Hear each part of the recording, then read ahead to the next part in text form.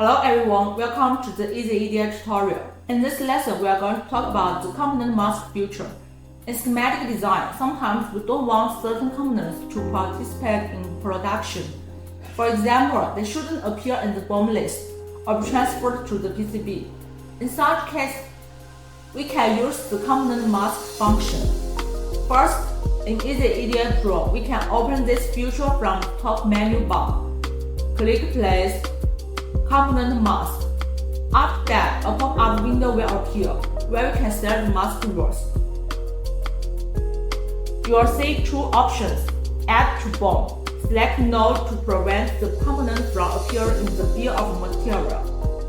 Convert to PCB. Select No, so the component will not be transferred to the PCB design. After confirming the settings, click Confirm. Then you can click or drag a selection box to choose the component you want to show. If you want to remove the mask, it's also very simple. Just select the components and in the right side panel, you can toggle Add into BOM or convert to PCB as needed. To make it easier to identify which components are shared on the schematic, we can also adjust their appearance style. Here's how to do it. Go to the top left menu and open Preference. Click Setting, Schematic Symbol, Theme.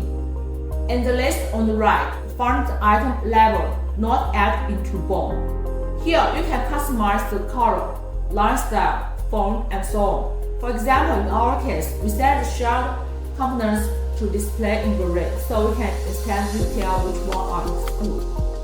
Once you made your adjustments, click Apply or Confirm at the bottom to save the changes. With this feature, we can easily manage special components in our schematic, whether it's test components, placeholders, or symbol used only for schematic illustration. Component mask function allows you to control whether they are added to the BOM or transferred to the PCB.